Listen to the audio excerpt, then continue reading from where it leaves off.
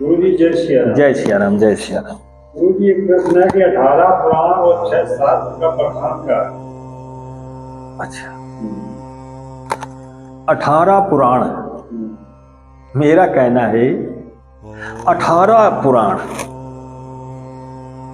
इस शरीर के 2 भाग हैं। अगर न समझ में आता हो तो अर्धनारीश्वर को देख लो, यानी शंकर और पार्वती, तब समझ में आ जाएगा। ये जो बायां हिस्सा है ये स्त्री तत्व होता है और दाहिना ये पुरुष तत्व होता है। ठीक है, अब 2 तो ये हो गए इसमें। अब आपने एक चीज देखा होगा, पवन तनय संकट हरण मंगल मूरत रूप राम लखन सीता सहित हृदय बसो सुरभूप। यानी गौर करना थोड़ा सा, एक तरफ तो लक्ष्मण है, एक तरफ सीता है, लेकिन बीचों बीच राम जी खड़े हैं। ये बात सही है? आपने फोटो देखा होगा। तो मैं इसी शरीर में दिखाई दे रहा हूं, इसी शरीर में दिखाई दे रहे हैं कि ये बायां हिस्सा स्त्री का है यानी सीता जी, और दाहिना ये लक्ष्मण का है यानी पुरुष है, और जो बीचों बीच राम खड़े हैं। ये फोटो तो देखा होगा ना, ये नहीं देखे? ये राम बीचों बीच है, दोनों भवों के बीचों बीच राम, ये निराकार। वो साकार में तुमको दिखाया जा रहा समझने के लिए। अब आ जाओ 18 पुराण। जब स्त्री तत्व इधर है, एक स्त्री है, इससे ये पूछा जाए कि 3 लोक 7 दीप 9 खंड 14 भुवन इस शरीर में विद्यमान है, नारी हो या नर हो। इसमें तो हमारा कहना है 9 का मतलब 9 द्वारों का ये शरीर है। ये गीता बोल रही है, ये बात सही है ना? है? गीता कह रही है कि ये 9 द्वारों का शरीर है, तो ये तो स्त्री है ना, ये स्त्री है। ठीक है, उसी हिसाब से आप पुरुष तरफ चले, तो जब पुरुष तरफ चलोगे तो 9 द्वारों का ये शरीर है, ये बात है ना? तो 9 दोनों हो गए 18 हो गए ना? तो ये 18 पुराणों की संरचना जो की है हमारे संतों ने, महात्माओं ने अंतःकरण को देख करके की है। समझ बात आई? इस अंतःकरण को देख करके तब उन्होंने ये रचना की। और आजकल का मनुष्य नहीं जानता, वो केवल भजन गाता रहता है ढोलक मजीरा लेके, और जब तक गाते रहोगे परमात्मा को नहीं जानते, क्योंकि परमात्मा कभी पेड़ा बर्फी ये कुछ नहीं चाहिए, उसको कोई चीज स्वीकार नहीं है। तो फिर क्या स्वीकार है? तो तुलसीदास ने लिख दिया कि राम ही केवल प्रेम प्यारा, जान ले सो जन नारा। हे राम के जानने वाले, हे समझने वाले उस राम रूप को, उन चीज को समझ लो कि हम पेड़ा बर्फी से खुश नहीं होते, हम रुपया पैसा पत्ती से नहीं खुश होते, हम खुश होते हैं तुम्हारे भाव से, तुम्हारे कर्मों से।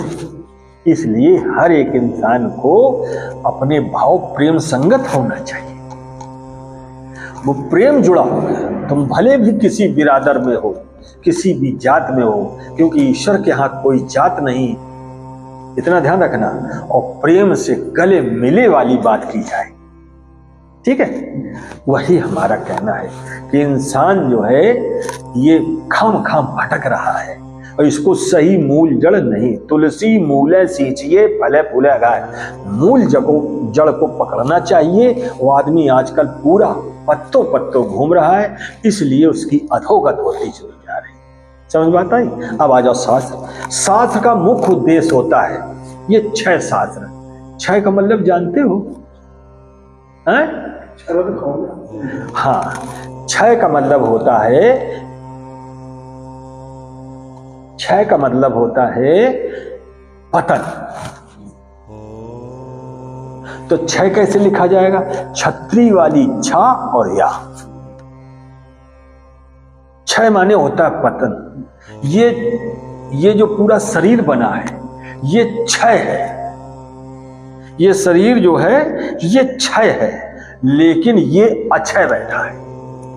आत्मा अक्षय है, इतना ध्यान रखना। जो खत्म ही नहीं होती, मरती ही नहीं है, ये शरीर मर जाता है। समझ गए? तो क्षय का मतलब होता है जो क्षरण हो, जिसका खत्मा हो, तो शरीर का हो जाता है। तो हमारे 6 शास्त्र हैं और 6 शास्त्रों में भी उनका नामकरण कुछ का गलत हो गया।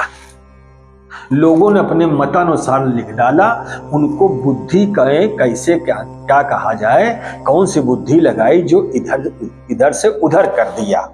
जो असली तत्व था मुझसे भटक गए। तो 6 शास्त्र का 6 शास्त्र गौर करना, लास्ट में आता है दर्शन शास्त्र, आता है ना? लास्ट में आता है दर्शन शास्त्र। तो जब प्रभु के दर्शन हो गए तो मुक्ति हो गई, हो गई नहीं हो गई? सही बात है ना? हाँ, तो लास्ट में आता है दर्शन शास्त्र। जब प्रभु के दर्शन का अभिलाषी जो संत है, जिसने अपनी श्वासें प्रभु के चरणों में रख दी हैं, निरंतर उसी का भजन सोते जागते कर रहा है, आहा, जब दर्शन हो गए उसकी मुक्ति हो गई। यही उसकी चाह थी, अभिलाषा थी, ठीक है, मन की कामना थी, ऐसा कह लो, है ना? तो उसी हिसाब से शास्त्र जो होता है, शास्त्र का मतलब शरीर के अंदर घुसी हुई कौन कौन सी दिव्य चीजें हैं जो अंतःकरण से बाहर दिखाने में या समझाने में रास्ता सही मिले। इस शरीर की पहचान कर करके और समाज को बताया जाए। जैसे ये आंख है, ये नाक है, ये कान है, प्रभु ने जो बनाया इसमें हर एक आंख मतलब अंगों में, अंग का ये आंख है, कान है, नाक है, मुंह है, जो भी जिह्वा है या उंगली हाथ, जो भी, हर एक में 3 से लेके 5 तक इनमें नाम पड़ा है। आंख का लोगे तो ये भी 5 पड़ा है। इसमें अगर गौर करिए, अगर हवा दिखाई देती तो आप मुझको देख ना पाते, क्योंकि अड़ जाती हो, अड़ जाता ना। हाँ, तो वही चीज है, अगर ये हवा मतलब अलख में है तो मेरी वाणी आपके पास जा रही है, आप मुझको देख रहे हैं, ठीक है, इसमें 5 चीजें घुसी पड़ी हैं, उसी हिसाब से इसमें भी घुसी पड़ी। तो हम शास्त्र का मतलब शरीर के अंदर को झांकना, शरीर के अंदर में जो जो चीजें हैं उसको ब्रह्मांड में दिखाना, उसका मतलब शास्त्र होता है। समझ में बात आ गई? बोलो वृंदावन बिहारी लाल की।